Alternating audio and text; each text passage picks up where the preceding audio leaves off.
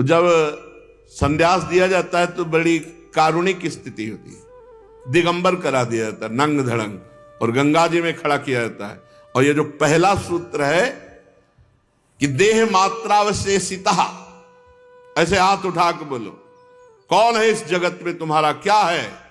बोले गंगा में खड़े होकर कह रहे भगवान श्री नारायण के सिवा और कोई नहीं। तब शुरुआत होती है संन्यास धर्म की। जो प्रक्रियाएं हैं संन्यास धर्म की, पहला यहां से कि गंगा में खड़े होकर बोलो कौन है तुम्हारा? बोले भगवान नारायण के सिवा कोई नहीं हमारा। अब यहां से संन्यास प्रक्रिया फिर शुरू होती है उसकी। तो शरीर के अतिरिक्त सब कुछ का संन्यास ले ले। फिर किसी व्यक्ति से अपनापन नहीं, सबके प्रति समान भाव। यानी कि घर वालों को देखा तो खिल गए, इसका मतलब तुम झूठ बोले थे गंगा में खड़े होके कि तुम्हारा कोई नहीं, तो अब कौन है तुम्हारा निकल आया संसार में? अब कौन निकल आया? ये बहुत कठिन है, बहुत कठिन है। विरक्त संन्यास ये बहुत कठिन है।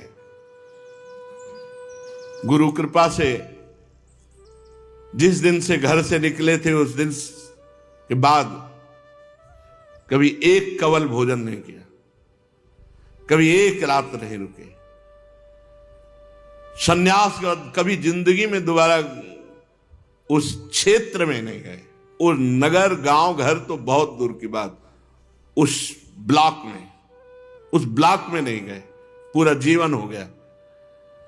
किसी भी व्यक्ति से घर वालों को पता भी नहीं रहा जिंदा है कि मरे कुछ समय के बाद, जब हमारी यात्रा गंगा किनारे की। ये तो वृंदावन में पता चला उनको कि हाँ है, नहीं तो पीछे गंगा की यात्रा, काशी की वास, यह कहीं किसी का कोई फोन तो फोन की सृष्टि तो बहुत कम समय में हुई है। और गंगा किनारे कहां फोन, कौन फोन? किसी भी व्यक्ति से अपनापन नहीं, सन्यासी का पहला लक्षण। किसी भी व्यक्ति से अपनापन नहीं, किसी वस्तु से अपनापन नहीं, किसी स्थान से अपनापन नहीं। गुरु कृपा से ऐसा ही सन्यास धर्म, भगवान की बड़ी विशेष कृपा रही कि कभी झोला नहीं रहा कि उसमें 2-4 अचला रखे हैं।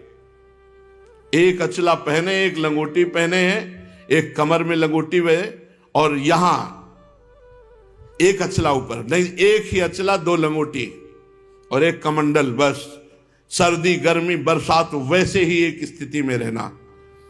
संन्यास धर्म बड़ा कठोर धर्म है। हम कभी रोए हों ऐसा कभी नहीं, कभी भाव आ गए और रो गए, कभी ऐसा नहीं हुआ, कभी नहीं। किसके प्रति रोए? कभी ऐसा नहीं है। एक गांव में एक रात ठहरने का नियम लेकर विचरण करें। पूरे गंगा किनारे भ्रमण में एक बार एक गांव में गए थे। वर्षा हो रही थी, सर्दी का समय था, शरीर एकदम सांवला पड़ गया कि अब लगा कि रात्रि काटने के लिए कुछ गर्म जगह चाहिए, नहीं तो हो सकता है कि अब हम कल सुबह चल ना पावे। एकदम शीतल, वो जब सर्दी का समय। तो एक गांव में गए कि डर लगता था, क्योंकि जवान शरीर है और बनावट ऐसी शरीर की थी कि कोई विश्वास नहीं मानेगा कि महात्मा है या बनावटी है, नाटक है। अब 23, 24, 25 की अवस्था कौन रखेगा अपने दरवाजे पे? तो गांव के बाहर देखा है जानवर बंधे हुए थे, तो उनसे कहा कि आप हमें एक रात्रि के लिए वास की व्यवस्था करेंगे? तो उनका हाँ व्यवस्था करेंगे, जहाँ भैंसे बंधी वहीं किनारे तुम भी लेट जाओ। उनका हाँ। तो उनका ओढ़ने के लिए तो देखो हम गांव के लोग हैं, कंबल देंगे, नहीं तुम लेके भाग जाओ। तो कहा, तो बोले जो भैंस को उड़ाते हैं वो हम बोरा दे सकते हैं। हमका पक्का दे दीजिए आप। वो बोरा ऐसे डाला तो शरीर गर्म हुआ। हमका 4 बजे यहाँ से निकल जाएंगे, बोरा यहीं मिलेंगे आपको। पूरे गंगा जी की यात्रा में एक ये केवल वास रहा है, नहीं तो वृक्ष के नीचे या किसी आश्रम में ऐसे कभी कंबल नहीं लिया आश्रम वासियों से। जैसी स्थिति उसी स्थिति, बड़ा आनंद रहता था। ब्रह्मचर्य का एक प्रभाव होता है और लक्ष्य का एक दृढ़ नियम होता है, उसमें एक अद्भुत आनंद रहता है। ये संन्यास धर्म। वस्त्र पहनने में केवल लंगोटी और उसके ऊपर ढकने के लिए, कौपीन के ऊपर ढकने के लिए थोड़ा सा वस्त्र, जिससे गुप्त अंग ढक जाए। इसके अलावा कोई कपड़े न सन्यासी के लिए नहीं। यदि वस्त्र पहने तो पहले तो केवल कौपीनवंता खलु भाग्यवंता, केवल लंगोटी धारण करे। अगर ऐसा है तो जितने से जांग ढक जाए बस उतना वस्त्र एक गमछा की तरह ऐसे धारण करे। हम एक ही वस्त्र ऐसे धारण करते थे जो यहां छाती से बांध ले, बस यही जांग तक जाए, और जब तक कोई आपत्ति ना आवे तब तक कोई दूसरा वस्त्र न ले। आपत्ति का मतलब जैसे भीषण बुखार है, शरीर खूब ठंडी से युक्त हो रहा है, तो कुछ वस्त्र उस समय तत्काल के लिए ले ले, नहीं तो नहीं। आश्रम के चिन्ह केवल दंड और कमंडल। आश्रम के चिन्हों को तब तक धारण करे जब तक अवधूत स्थिति नहीं आती, नहीं वो भी जैसे उड़िया बाबा ने दंड भी गंगा जी में विसर्जित कर दिया। सन्यासी को चाहिए कुछ भी संग्रह परिग्रह नहीं। देखो इसमें लिखा है वह कोई भी वस्तु संग्रह न करे। संग्रह के लिए बस पेट ही है, जो मिला डाल लिया, नहीं मिला तो नहीं मिला, कल के लिए क्यों रखे, परसों के क्यों। इतनी हरितकी का टुकड़ा रखने के कारण महाप्रभु चैतन्य देव ने अपनी सेवा में जो थे उनसे कहा चलो गृहस्थी में जाओ, तुम विरक्ति सन्यास के लायक नहीं हो। एक हरितकी का टुकड़ा जो महाप्रभु भोजन प्रसाद पाने के बाद मुख शुद्धि के लिए हर का टुकड़ा ऐसे वो रख लिया महाप्रभु के लिए। महाप्रभु ने कहा चलो तुम ब्याह करो, घर गृहस्थी में रहो, त्याग सन्यास के योग्य नहीं। सन्यासी को चाहिए शांत, हर समय शांत, भगवत परायण, किसी भी व्यक्ति का आश्रय न ले। इसीलिए घाट का आश्रय लिया कि घाट में केवल महादेव जी का अधिकार। घाट में रह रहे जो महादेव जी व्यवस्था करेंगे वही। वर्षा होती तो जो मंदिर हैं खुले रहते छोटे छोटे उनके दरवाजे, बस उसी में लेट गए, नहीं तो बाहर घाट में। इस संपूर्ण विश्व को कार्य कारण से अतीत परमात्मा स्वरूप देखकर शांत अपनी आत्मा में रमण, बड़ा आनंद का मार्ग है। ऐसा न समझे कि जैसे कहा जाता है कि बड़ा शुष्क मार्ग है, तो कभी स्वाद ही नहीं लिया तो जानो क्या ब्रह्मानंद। ब्रह्मानंद है, कितना आनंद है। शंकर सहज स्वरूप सम्हारा, तो लागी समाधि अखंड अपारा। अपार अखंड आनंद की समाधि लग गई। ये कोई साधारण मार्ग है? अब नहीं जानते हो तो कह दोगे कि बड़ा शुष्क मार्ग है। आत्मदर्शी सन्यासी जागरण और सुषुप्ति की अवस्था में रहे। जागरण और सुषुप्ति की संधि, न सोता हुआ न जागता हुआ, हर समय परमात्मा में स्थित अपने स्वरूप में। भवबंधन से मुक्त होने के लिए जब सन्यास लिया गया तो केवल शरीर का परिग्रह, एक कौपीन, एक वस्त्र, कोई और परिग्रह नहीं, रखने के लिए कोई पात्र नहीं, पेट ही पात्र है। किसी व्यक्ति से बड़ा आनंद का मार्ग है, बड़ा आनंद का मार्ग है। सच्ची मानिए वो आनंद की लहरें जिसमें कई कई दिन भोजन न मिलने पर भी एक अद्भुत आनंद वो देखा है। ना तो शरीर की पीड़ाओं का और न शरीर की वंदना का अभिनंदन। शरीर की पीड़ाओं की परवाह नहीं, कोई प्रणाम नमस्कार, बिल्कुल कहीं कोई उसका आदर ही नहीं। जीवन केवल परमात्मा स्वरूप। एक संत भगवान को देखा, वहां से और वैराग्य बढ़ा। ये कन्नौज की तरफ फतेहगढ़ के आगे घटिया घाट है, अब कुछ नाम परिवर्तन हो गया है। उस घाट में जब हम कुछ दिन रुके गंगा के किनारे, तो एक संत को देखा कि वो केवल एक पतली सी मार्किन और एक लंगोटी, एक से एक त्यागी मां, और सर्दी का समय। और हमें लगा कि यार हमारे जीवन को धिक्कार, हम अपने को त्यागी समझते हैं और ये वयोवृद्ध हैं और इतना त्याग। तो रात में महाराज जी यहाँ आश्रम में तो व्यवस्था, एक छोटा सा कंबल आप ओढ़ लीजिए, ऐसे मुस्कुराते मौन, हड्डी हड्डी शरीर में, मार्किन केवल ओढ़े हर समय। अरे भजनानंदी महात्माओं की तो गंगा किनारे जैसे जीटी रोड में बड़ी बड़ी गाड़ियां चलती रहती है, ऐसे गंगा किनारा जीटी रोड है, बड़े बड़े महापुरुषों का, एक से एक ब्रह्मबोध संपन्न महापुरुषों के दर्शन। बस फिर अंदर से लगा कि कमंडल फेंका, अचला फेंका, लंगोटी फेंका, दिगंबर। हम तो जवान हैं, ये तो वयोवृद्ध हैं, ऐसे काफी समय तक ऐसे ही। तब एक सच्चिदानंद स्वामी जी मिले, कहा दिगंबर है, ऐसे पार्श्व में बैठा ला, बोले गुरु आज्ञा से वस्त्र का त्याग किया? उनका नहीं, स्वतः। अच्छा अच्छा है, बड़े ज्ञानी महात्मा थे। तो वस्त्र का त्याग क्यों किया? जब शरीर ही नहीं है तो फिर वस्त्र की क्या? हाँ, यही बात। जब आप शरीर नहीं तो वस्त्र पहनने में आपको क्या परेशानी? इस शरीर में वस्त्र डाल लेने में क्या परेशानी? हमको कोई परेशानी नहीं। तो बोले लीजिए पहनिए, और उसी तरह से फिर तो भगवान का आदेश, क्योंकि आना इस मार्ग में था, नहीं तो इस डर की कोई संभावना ही नहीं थी, कोई संभावना नहीं थी। जो मार्ग चल रहा था संभावना नहीं, तो महादेव जी ऐसे मोड़ दिए और हरिवंश महाप्रभु ने पकड़ करके रस में, नहीं तो संभावना ही नहीं थी। ना तो शरीर की होने वाली पीड़ा या मृत्यु, ना शरीर की वंदना अभिनंदन, किसी से कोई मतलब नहीं। आत्मवस्तु का प्रतिपादन करने वाले शास्त्रों का स्वाध्याय केवल, और जीवन निर्वाह के लिए कोई प्रयत्न नहीं। एक गांव में अगर रुकना है तो एक रात, वो भी गांव के बाहर कोई मंदिर, पाठशाला या वृक्ष आदि के नीचे, एक गांव में भिक्षा कर ले। एक भिक्षा की कई पद्धतियां हैं। यदि पवित्र विचार वाला है, एक जगह बैठ करके पा लिया, या 5 घरों से मांग लिया, पर दोबारा उसके यहां फिर नहीं।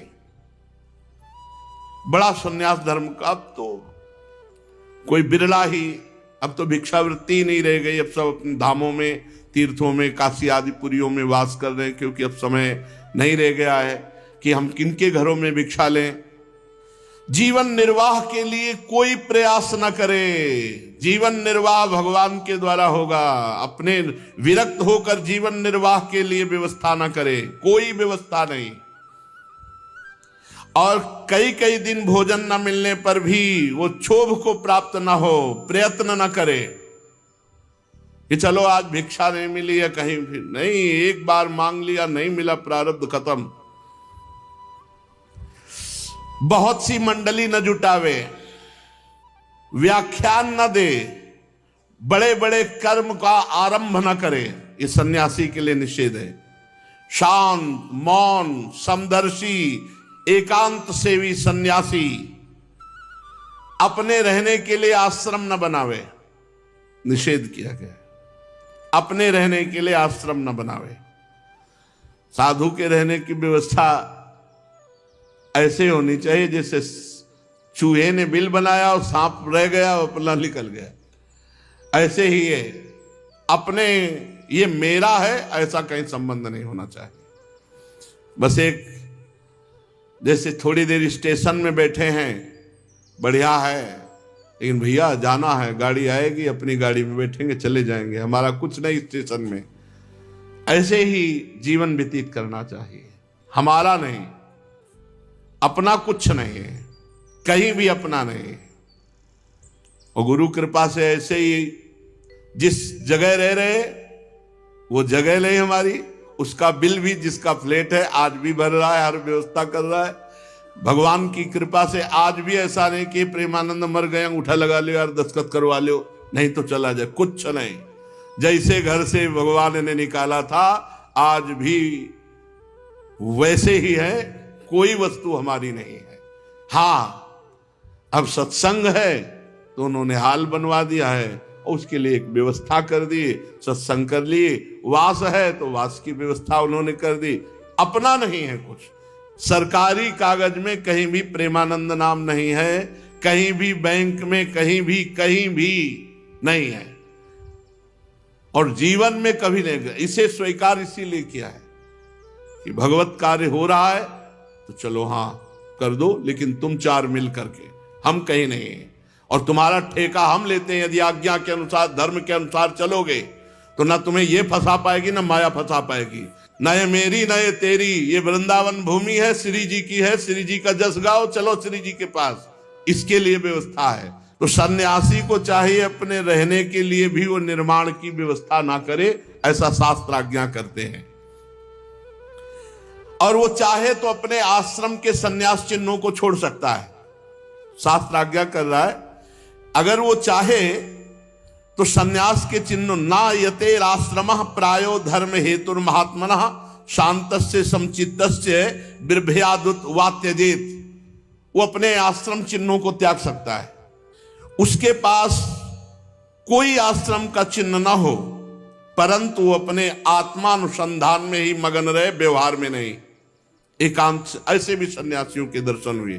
किसी भी तरह का आप जान ही नहीं सकते सन्यासी है, किसी भी तरह का कोई भी लक्षण।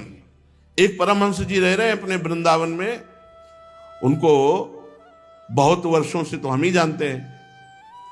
बनियान किसी के घर में सूख रही है तो अंगोछा किसी के घर में सूख रहा है, भोजन कहीं होगा तो शयन कहीं होगा, बाल भोग कहीं हुआ तो, और ये ब्रजवासियों के घर में रहते हैं, किसके घर में मिलेंगे ये कुछ पता नहीं। एक दो बार आए हैं, हितधाम में भी तो आए हैं। उच्च कोटि के जो महापुरुष होते हैं उनको समझना बड़ा मुश्किल।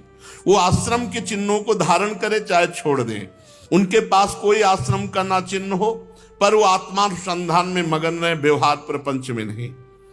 अत्यंत विचारशील होने पर पागल जैसे दिखाई देने चाहिए, शास्त्र आज्ञा करता है। बहुत ज्ञानी होने पर भी पागलों जैसा व्यवहार होना चाहिए। और ऐसे बहुत से संत हमें काशी में मिले जो उच्च कोटि के ब्रह्म ज्ञानी, लेकिन व्यवहार ऐसा, लोग कुल्हड़ चाय पी के ऐसे ऊपर मार रहे हैं। देखा तो हमका गजब हो गया है, विश्वनाथ जी बड़ी विचित्र लीला है।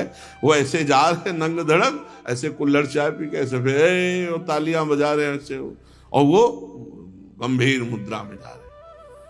अत्यंत प्रभावशील तपस्वी होने पर भी साधारण पुरुषों की दृष्टि में पागल और गूंगे से ज्यादा नहीं।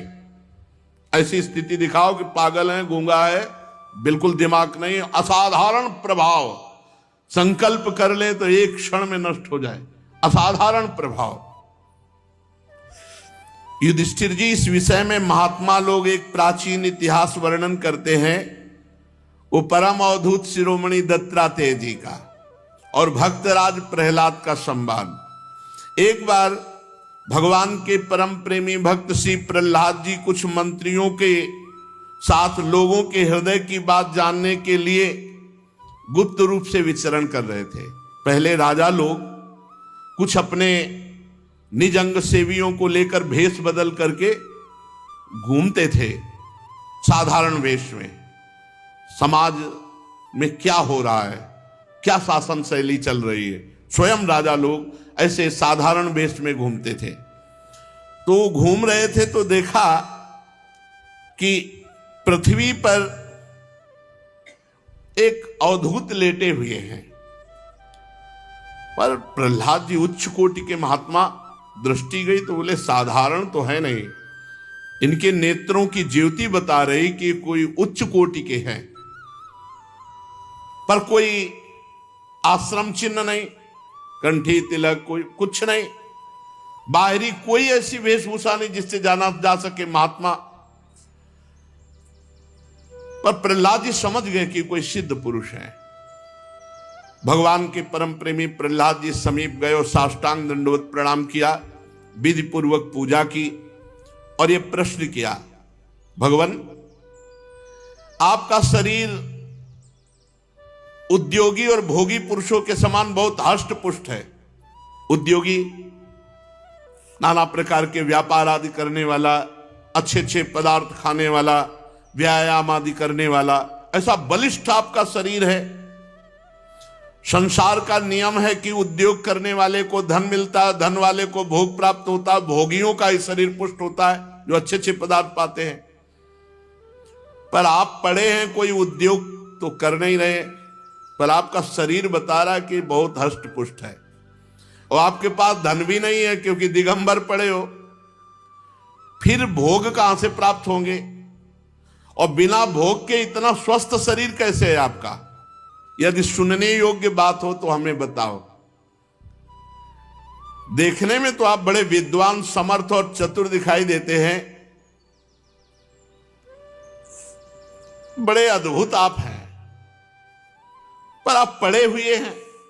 देखने में आप लग रहे हैं कि आप कोई बहुत बड़े विद्वान ज्ञानी महात्मा हैं। आप पढ़े हुए हैं, इसका क्या कारण है?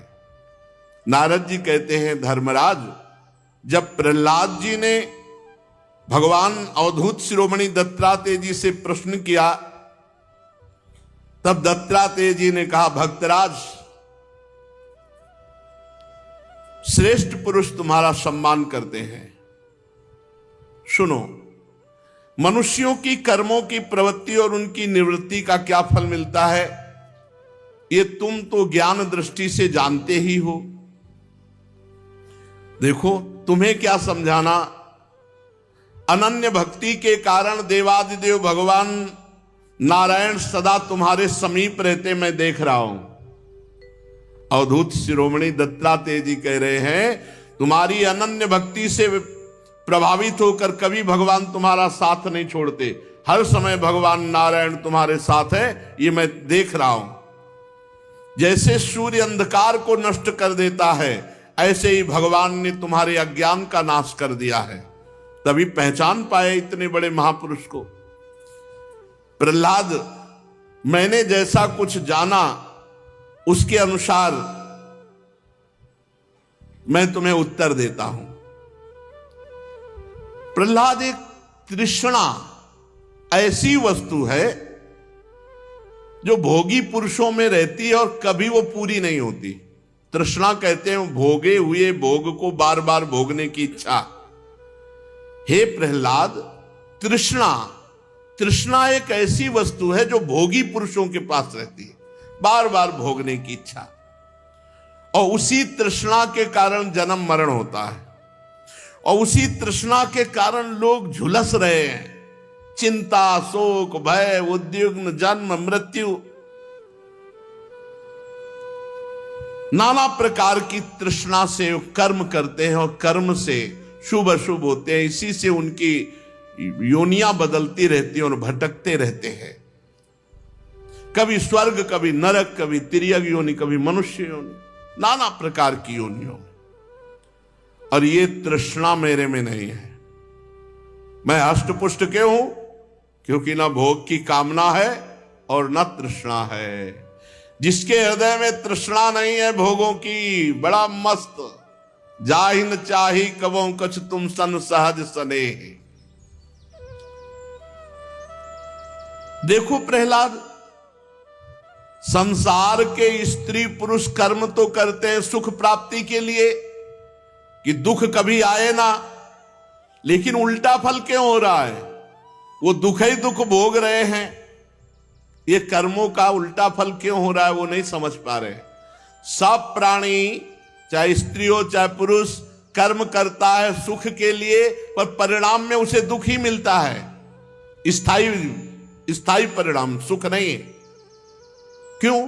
क्योंकि सुख तो है आत्मा में, परमात्मा में, भगवान में, और उसके लिए कोई चेष्टा कर नहीं रहा, भोगों में सुख ढूंढ रहा है। समस्त चेष्टाओं की निवृत्ति हो जाए तो परम सुख मिले। देखो देखो, बड़ा सूक्ष्म विषय। हम चेष्टा से सुख चाहते हैं। अवधूत जी कह रहे हैं कि जब समस्त चेष्टाओं की निवृत्ति हो जाती तो आत्मस्वरूप आत्मानंद प्रकाशित हो जाता है। इसके लिए भोगों के मनोराज्य मात्र समझ करके भोगों का त्याग करना होता है, तृष्णा का त्याग करना होता है। मैं भोगों की तृष्णा और कामना से रहित होकर केवल शरीर का प्रारब्ध भोगता हूं और पड़ा रहता हूं। शरीर का जो प्रारब्ध है। मनुष्य अपने सच्चे स्वार्थ, वास्तविक सुख क्या है, वास्तविक सुख क्या है, सच्चा स्वार्थ क्या है, भगवान का भजन करना, अपने स्वरूप में स्थित हो जाना।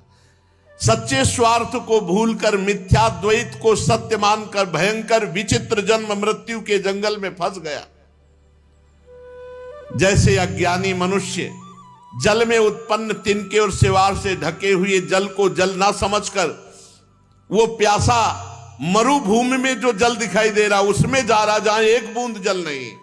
ऐसे ही मल विक्षेप आवरण, इन तीन से ढका हुआ आत्मानंद, इसको छोड़ करके वो विषयानंद में जहां मरुभूमि एक बूंद जल नहीं, ऐसे विषयानंद में जहां एक बूंद आनंद नहीं, पूरा जीवन उसमें खो रहा है। इसीलिए उसका जीवन व्यर्थ हो जाता है। मनुष्य सदा शारीरिक मानसिक दुखों से आक्रांत रहता है। उसका शरीर भी मरणशील है। बड़े बड़े श्रम करके वो धन इकट्ठा करता और मरकर यहां से चला जाता है, कोई लाभ नहीं। ये लोभी, ये भोगी, ये मोही, ये दुख ही दुख भोगते हैं। भय के मारे उनको नींद नहीं आती, धन की चिंता से नींद नहीं आती, भोगों की कामना से उन्हें विश्राम नहीं मिलता। जो धन के लोभी हैं, राजा, चोर, शत्रु, स्वजन, पशु पक्षी, याचक और काल से यहां तक कि कहीं मैं भी भूल न कर बैठूं, अधिक न खर्च हो जाए, इस आशंका से वो जलते रहते हैं।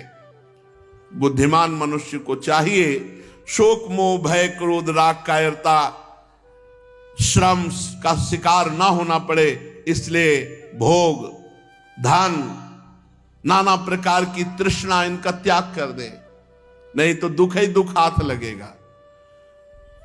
मैं सबसे मस्त रहता हूं, न धन की चिंता है, न किसी से मोह है, और न मैं शरीर की चिंता करता हूं। इसका प्रारब्ध है जो हो जाता है। कभी कभी अच्छे पदार्थ मिल गए, कभी भूखे रह गए, शरीर का प्रारब्ध। इस लोक में सबसे बड़े गुरु हैं मेरे अजगर और मधुमक्खी। वो 24 गुरुओं की एकादश स्कंद में है। इसमें कह रहे प्रहलाद जी से कि मेरे सबसे बड़े गुरु हैं अजगर। अजगर करे न चाकरी, पंछी करे न काम, दास मलूका कह गए सबके दाता राम।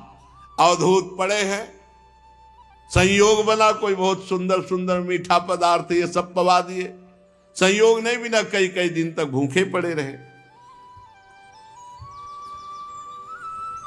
शिक्षा हमने ली वैराग्य की और संतोष की।